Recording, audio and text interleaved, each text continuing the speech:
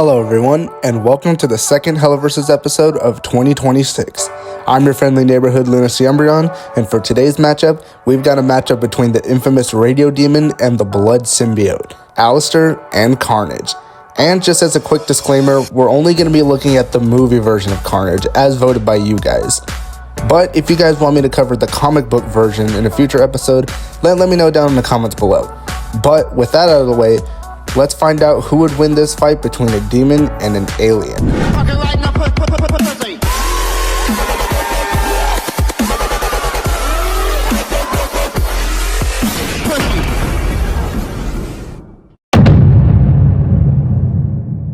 Before Alastor became the most powerful and most dangerous sinner in all of hell, he was once an ordinary man in New Orleans, Louisiana, living as a radio host and a serial killer. Though he would only usually kill people who, quote-unquote, deserves it. One night, Alastor would use his victim's blood to summon Rosie from the other side and make a deal with her to become the most powerful sinner in hell, since, even though he was already alive, he already knew that he was going to go to hell. And then, the next day, he would immediately get shot in the head due to being mistaken for a deer. Which, side note, I want to know how that happens, genuinely. I get that Alastor was in the darkness, but seriously, how does someone mistake a person for a deer? Anyways, my ranting aside, once he arrived in hell, he quickly displayed power unlike anything ever seen before, defeating big-time overlords and working his way to becoming an overlord himself. But then, he would seemingly disappear for nearly 7 years and would come back to help Charlie on behalf of Rosie. During these years, he would help run the hotel until the annual extermination, where he would figure out how to kill angels thanks to Frank the Egg Boy, who is also one of the best characters in Hazbin, fight me. Then he would use this to his advantage against Charlie in order to make a deal with her. But once the extermination came back, Alastor would fight Adam and hold his own for a short period of time until nearly dying. He would then go on to flee the scene after this injury and then come back soon after in the Season 1 finale. Then, in the start of Season 2, he would go on to quit the hotel and then later try to get Rosie to fix his staff, only for him to get laughed at and reminded on who exactly he's talking to. After this humiliating exchange, he would make a deal with Vox to turn himself in order to get out of his deal with Rosie. In the Season 2 finale, he would get out of both deals with Rosie and Vox while using his deal with Charlie in Season 1. Then, after regaining his powers, he would have a rematch with Vox and definitely would have defeated him if it wasn't for Vox calling in Shockwave. And Alastor most likely would have died after this, if not for Emily saving him at the last second. And while the other overlords were helping contain Lucifer's power, Alastor would watch in the background and bicker with Rosie on helping, and only then, when he made a deal with Rosie, did he finally help. Now, he's voluntarily staying at the hotel while having Lucifer to entertain himself, which definitely would imply that since Alastor is so powerful, the only being in hell that could potentially kill him, or not kill him, defeat him, is Lucifer himself. Now, Alastor is definitely many different things. A murderer, manipulator, and most definitely a scum, and who won't stop at nothing to get exactly what he wants in the end, even if it takes years. Think, come on, Alastor. Come on. There must be a way. Oh, that's clever. Our story begins with the birth of Cletus Cassidy, after being revived in 1968, going on to live a very unstable and dangerous childhood, living with very abusive and unstable parents, constantly abusing him in his everyday life, until one day, he would push his grandma down a flight of stairs, put a hairdryer in his mom's bathtub, and would be beaten by his father nearly to the point of death, until he was sent to St. Estes, home for unwanted children, where he would be picked on and beaten and bullied by other kids, where he would then go on to meet his childhood crush and sweetheart, Shriek. Once he met Eddie Brock, he would grow a strange fondness and liking towards him, until they would get into a fight and Cassidy would go on to bite Eddie, gaining a part of venom into his blood. Once it was time for his death, the symbiote would stop the injection from killing him, going on to kill everyone on site in the police station, including the warden. During this escape, Cletus would make his way to Shriek and break her out of confinement before they would make a plan to perform a wedding with Eddie, Venom, and Patrick Mulligan, aka the officer who took Shriek's eye. Once Venom and Eddie arrive, they would clash and brawl with Carnage and would hold their own for a short while until Carnage would gain the upper hand and grow in size, nearly double Venom's size, and almost would have killed Eddie and Venom if not for Venom's clever thinking in using Shriek and Cletus's and Carnage's unsymbiotic relationship together. And where they would finally beat them, Eddie would eat his son and bite Cletus's head off clean from his body. While Cletus and Carnage were incomprehensible murderers, they definitely shown that they could definitely beat the best of the best. Marriage trouble? Already? Alright folks, now that we've covered both of their backstories, let's find out which of these two mass serial killers is the ultimate serial killer. First on the list of categories is AP, aka Attack Potency. Alastor likely has multi-city block to large level AP, since during the pilot and in Season 1, he was able to ragdoll and destroy Serpentius' airship with ease and was able to hold off Adam for a short while though. Obviously this wouldn't last long though. And in Season 2, while in a weakened state, he would hold off all 3 members of the V's for a short while until Nifty and Husk intervened. And during the season finale, after regaining his powers, he and Vox would go back and forth, with slamming each other into buildings, throwing cars and rubble into each other, and Alastor ripping Vox's cords off his body before nearly getting defeated by Shockwave, and would contribute to nullifying Lucifer's power in the Sid finale. Carnage, on the other hand, likely has building level AP, since he's able to burst through walls and buildings with ease, shown to be stronger than Venom, nearly killing him in the end, and fast enough to create a tornado just by spinning. Now, while this is very interesting, I would say that Alastor would get the point here. Since he's mostly on the same level as Carnage, then since he's able to do the same things that he can do, just on a more powerful level. Next up is speed. Alastor likely has subsonic to supersonic speeds, able to quickly dodge and maneuver through enemy attacks, able to dodge Shockwave for a while before getting caught, and since he's one of the more powerful demons in Hell, he should likely be able to dodge bullets just like some of the lower demons in class like Imps. Carnage is likely on the same ballpark when it comes to speed at least, since as I mentioned earlier, he's able to move fast enough to create a small vortex. Now, while it's never specified how fast he's going, we can assume that this small vortex is just as violent as a real-life tornado. Now, some of the most violent winds in tornadoes can move up to 300 miles per hour, or about 480 kilometers per hour. And this vortex is shown to suck up everything and everyone around it, suggesting that he was spinning this quickly.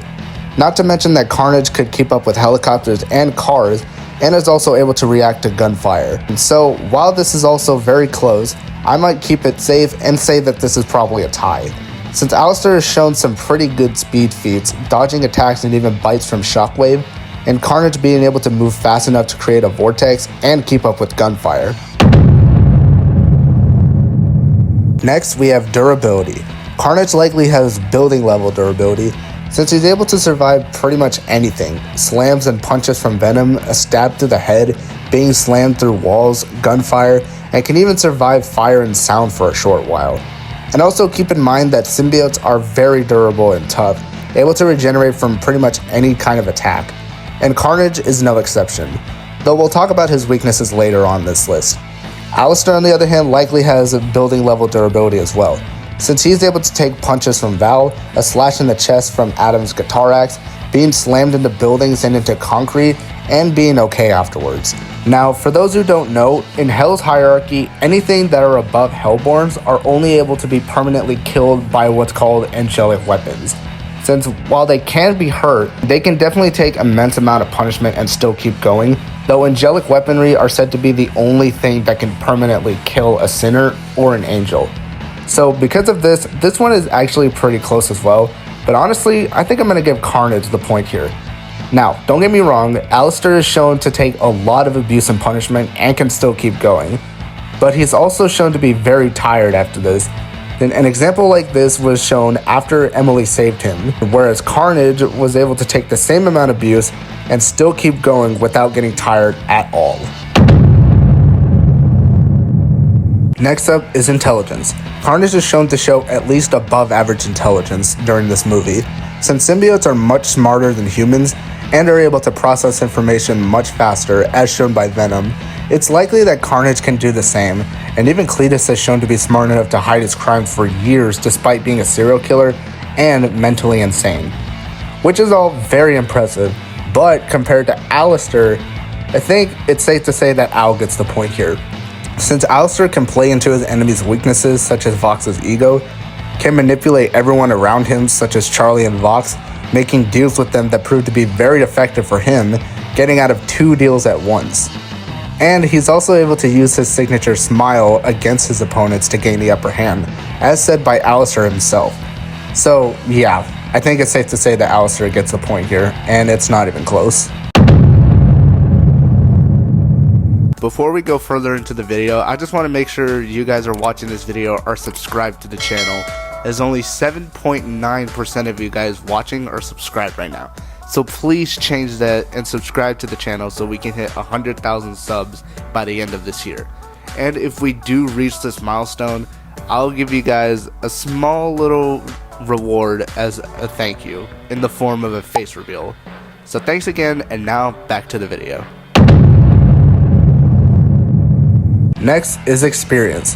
Carnage hasn't really been in any major fights except for Venom, where it actually took him a while to gain the upper hand against his father, but he has shown to use the Church against Eddie and Venom until they both gained the upper hand against Cletus and Carnage.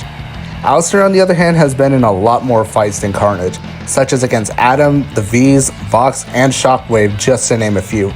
Not to mention that during his time alive, he was able to murder people in secret while maintaining his charming aura on the surface without anyone gaining suspicion on him. So once again, Alastor will get the point. Next up is weaponry, and honestly, this isn't close either. Alastor has his microphone that contains most of his abilities, but there is a drawback to this, which we'll discuss later. Compared to Carnage, on the other hand, it's basically night and day. Since Carnage is able to create any kind of weapon that he wants from his tendrils, such as blades similar to Riot from the first movie, and can even use his tendrils as an extra set of limbs, not to mention the fact that he has his sharp claws and teeth, and even uses his tongue as a weapon. So Carnage will get this point.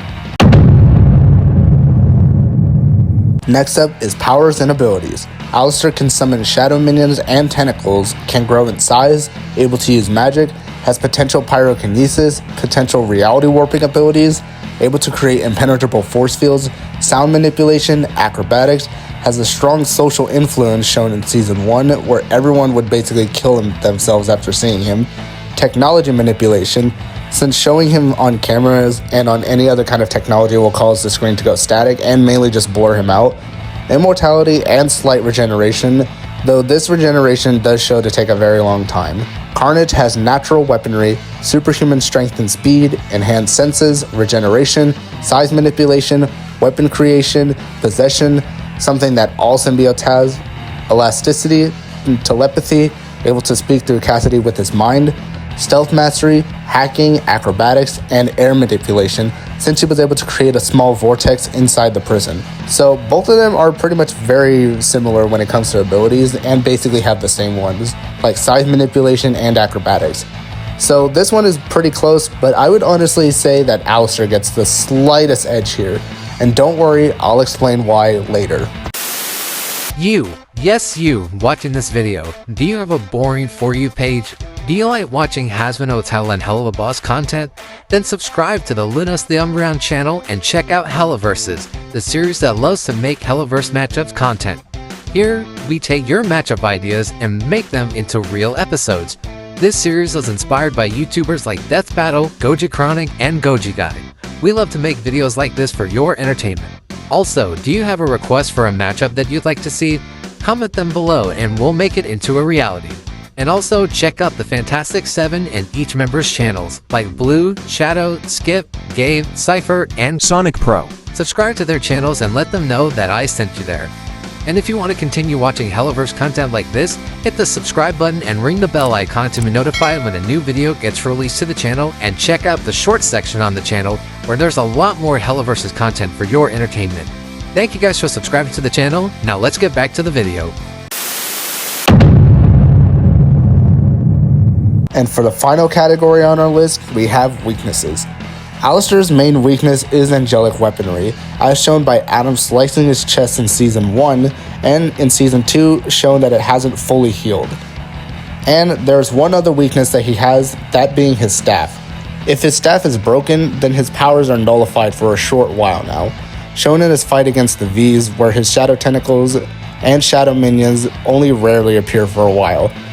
Carnage has the same weakness as every other symbiote, that being fire and sound, showing in the end of Let There Be Carnage. One explosive scream from Shriek can separate the two.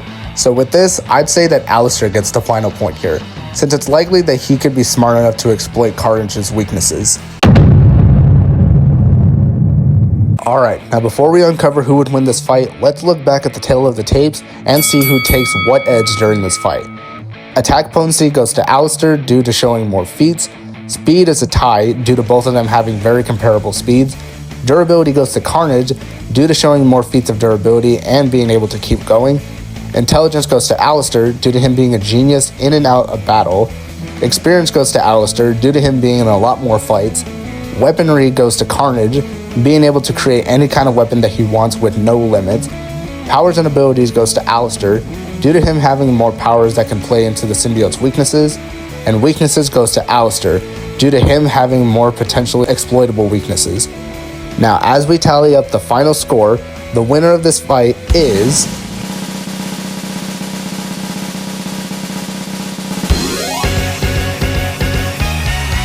Okay, now I can already see some of you guys going into the comments saying that Carnage would win, but hear me out, okay? Carnage would definitely put up a very good fight against the Radio Demon, but due to Alastor having sound manipulation and pyrokinesis, aka the main two weaknesses of a symbiote, and with Alastor being a tactical genius in and outside of battle, I would say that he could most likely use these two powers against the symbiote and put an end to Carnage permanently. So in the end, I would say that Alastor would be the likely winner of this fight, maybe even to the death. Do you guys agree, or do you guys disagree with me? Let me know down in the comments below. Make sure you guys subscribe to the channel, like the video, and click the bell icon to be notified when a brand new Hellaversus episode or short gets released. And also, comment down below some matchups you guys would want to see me recover as a short, or even a full Hellaversus episode. And stay tuned till the end of the video, because the next matchup is about to be revealed. Thank you guys for watching this Hellaversus episode. I've been your host, Lunos The Umbreon, and I'll see you guys in the next episode. Peace.